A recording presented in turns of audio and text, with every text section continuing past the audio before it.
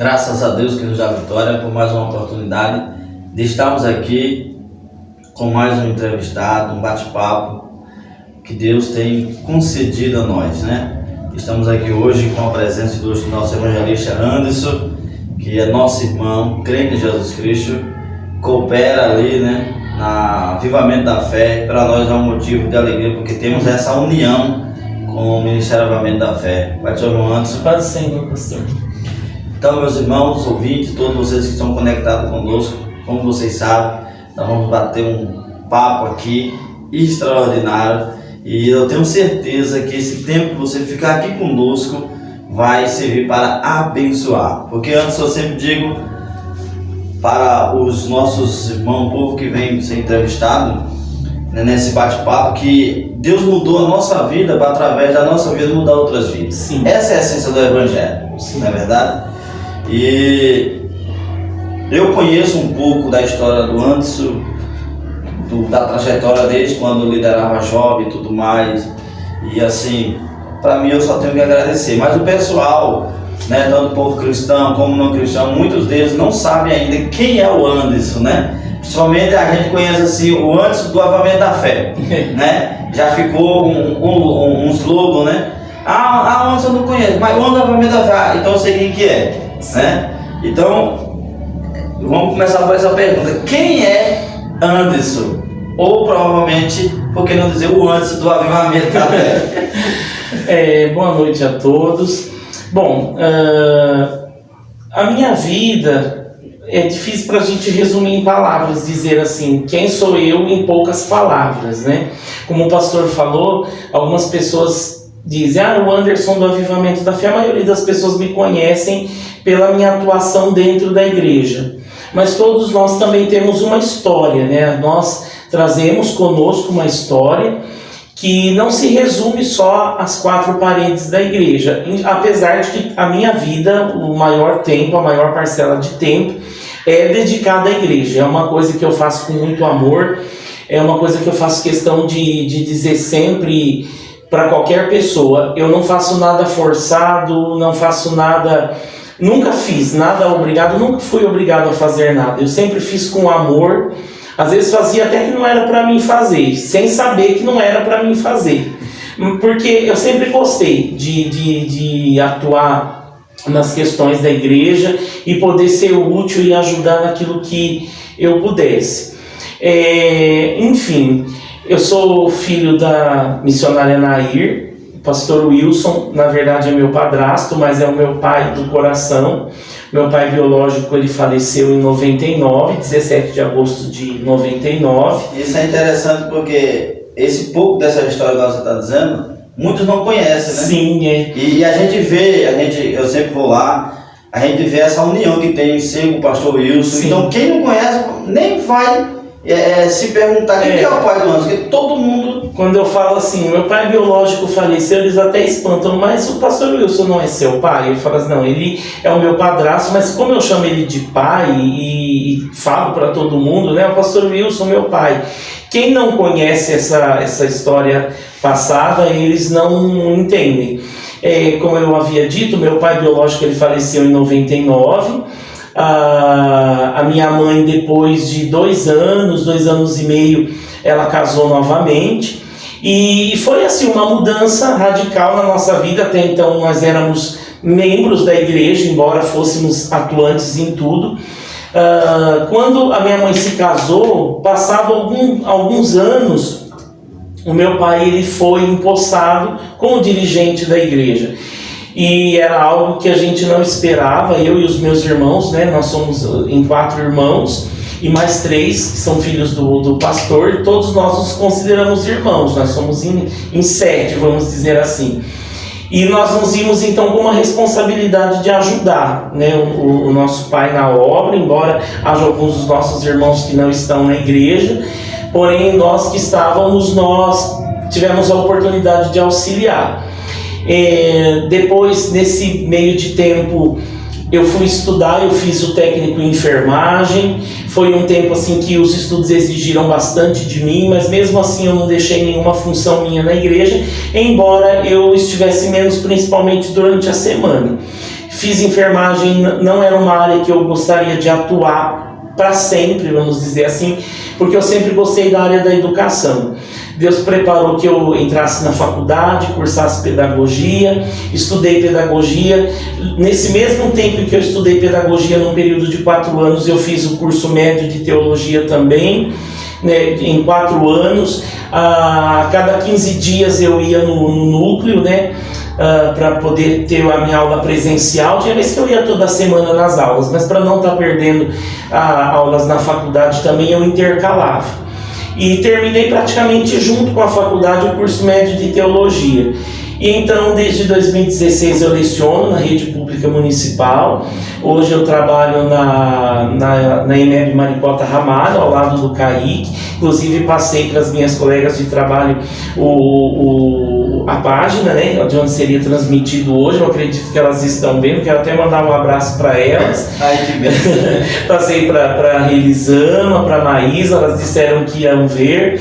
E eu já quero mandar um abraço para elas. E estou lá com aquela equipe maravilhosa. Enfim, eu digo assim que eu sou um vencedor em todos os sentidos, porque eu ainda sou um jovem, 36 anos, né? E eu sei que muitos jovens passam dificuldades, embora os tempos eles mudam. E é claro que a juventude hoje, cristã, não é como eu era no meu tempo, né? Quando eu ingressei na mocidade, no grupo de adolescentes. Enfim, mas a gente sabe que os desafios são os mesmos, né? Para os jovens. Exatamente. E a gente carrega uma frase que o que não te desafia não te transforma. É verdade, né? é verdade. E a gente sabe que esse desafio, na verdade, é transformador. Sim. Então você ouviu aí um resumo, de fato, do que quem é o Anderson, né? Como eu disse, o Anderson do Avivamento da Fé, né? Então tem um pouco de uma história aí por trás do Anderson, que de repente as pessoas só vê o Anderson ali na igreja, louvando, de repente numa live presencial, só que não sabe um pouco disso aqui. E você já falou um pouco aí da fé, e a próxima pergunta é o seguinte: quantos anos de fé você tem? Eu tenho 96, né? 96, eu me converti no ano de 96, minha mãe foi um ano antes, né? A minha conversão ela foi muito engraçada, assim, até, eu posso dizer assim, até que um pouco divisória para minha família. A minha mãe já era conhecedora da palavra, né? Minha mãe era conhecedora da palavra, por conta da minha avó, do meu avô, que criaram ela em berço cristão, mas quando eles vieram do estado de Minas, para cá, a minha mãe, como toda a família, depois eles acabaram saindo da igreja, mas minha mãe ela conhecia a palavra, e eu fui criado numa família católica. O sonho da minha madrinha, principalmente, era que eu fosse padre. Antes de eu me converter, estava tudo pronto para que eu fosse padre, projetado. Porque eu era muito atuante também na Igreja Católica Romana, participava de tudo que era da juventude, tudo que era, eu podia estar presente, até coroinha eu era nas missas, nas igrejas. E quando minha mãe se converteu, eu senti um interesse pela palavra, e a primeira Bíblia que a minha mãe me deu, eu comecei a ler aquela Bíblia. E muitos versículos foram me tocando, foram abrindo os meus olhos, foram me clareando sobre algumas coisas. E a partir dali eu comecei a seguir a minha mãe, né, e a conhecer mais de Jesus. Minha mãe me ensinou a orar. Eu me lembro do dia que ela disse para mim assim: olha, lê o livro de Salmos, que o livro de Salmos são louvores que engrandecem a Deus, são súplicas, e através do livro de Salmos você vai ter um norte para você orar. E a partir dali eu aprendi a orar com essa orientação da minha mãe. Foi assim, uma divisão na família, porque minha família toda esperava algo de mim. Todo mundo esperando quando vai lá, sendo católico mesmo. Tanto que até hoje a minha madrinha é uma pessoa que eu amo muito, ela é assim, uma segunda mãe para mim realmente. E quando eu encontro ela na rua, se a gente estiver conversando, qualquer pessoa que chegar, ela fala: é o meu afilhado, olha o tamanho que ele tá. Você acredita que ele ia ser padre e agora ele é evangélico? Ela fala para todo mundo até hoje. É como se fosse assim, algo que ela não superou, não se conformou ainda. Mas enfim, é porque estava projetado. Minha família sempre foi muito unida, né? Sempre foi uma família unida, uma família assim que seguiu preceitos religiosos. E depois, quando a gente se converteu também com a morte do meu pai, houve realmente assim uma separação e nós seguimos servindo ao Senhor desde 96. Eu sirvo a Deus. Olha aí, que maravilha, né? Então, você está ouvindo aí um pouco da vida do nosso irmão Anderson, né? Irmão, como eu falei no início, amigo, crente, evangelista na casa de Deus. E o interessante é que essa pergunta aqui, eu acredito que vai também impactar muitas vidas, porque quando eu faço essa pergunta para as pessoas, eu lembro logo do milagre. O maior milagre nosso é a salvação. Sim. Né? Isso aí a gente não tem dúvida. A salvação supera tudo aquilo que a gente consiga aqui na terra. Então, Anderson, conta aí para nós, para os nossos ouvintes, né, que está conectado conosco, um dos milagres que Deus fez em sua vida. Olha, eu tenho muitos testemunhos, muitas bênçãos que o Senhor ele tem realizado, ele tem feito em minha vida, mas um dos milagres mesmo assim que algo que eu carrego comigo, uma gratidão que eu tenho por tudo que o Senhor fez na minha família foi, eu não me lembro exatamente o ano, mas a minha mãe ela ficou muito doente. Teve um período que a minha mãe ela adoeceu, ela ficou bem doente, disposta, e ia nos médicos, fazia exames e não descobriu o que era.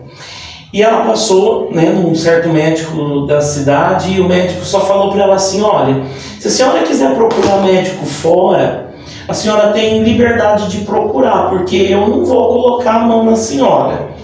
Aí minha mãe ficou muito preocupada com aquilo, e ela, então, na época, até hoje, aliás, né, o meu pai ele tem um plano da usina, e eles foram para Araraquara. E nessa consulta em Araraquara, a médica ela descobriu que a minha mãe ela estava com começo de leucemia, e por isso ela estava passando por tudo aquilo.